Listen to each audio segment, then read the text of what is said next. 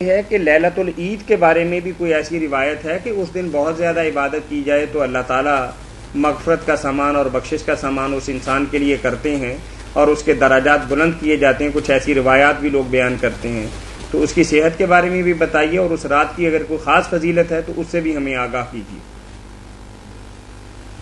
دونوں عیدوں کے بارے میں یہ روایت بیان کی جاتی ہے کہ اللہ کے رسول علیہ السلام نے فرمایا کہ جو ان راتوں میں سب بیداری کرے, عبادت کرے ان میں, تو قیامت کے دن جب سب کے دل جو ہے نا وہ مر جائیں گے, گھبرائے ہوئے ہوں گے, تو اس کا دل نہیں مردہ ہوگا.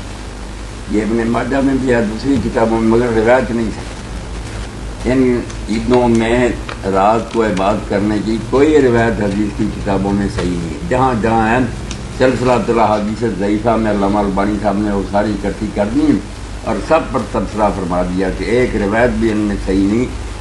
ابن قیم رحمۃ اللہ علیہ زاد المعاد میں لکھتا ہے کہ اللہ کے رسول علیہ السلام نے بڑی شفقت فرمائی امت پر کہ عرفہ کے بعد جو مزدلفہ کی رات ہے اس میں نہیں جاگے, تہجد بھی چھوڑ دی, بس 2 نمازیں اکٹھی کر کے مغرب اور عشاء وتر بھی نہیں ساتھ پڑے, سو گئے. صرف یہ دونوں نمازیں پڑھی اور فجر کے وقت جاگے.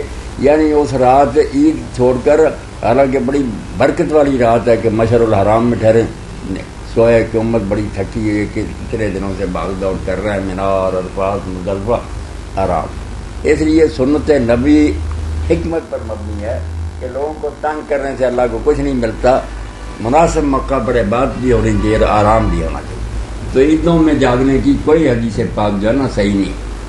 جی ٹھیک ہے, مطلب جو روایت عیدین نہیں صحیح, یہ روایت صحیح نہیں ہے, نہیں, مطلب سرے سے ثابت نہیں ہے, یا ضعیف روایت ہم کہیں گے؟ ضعیف روایت, ضعیف روایت کہیں گے.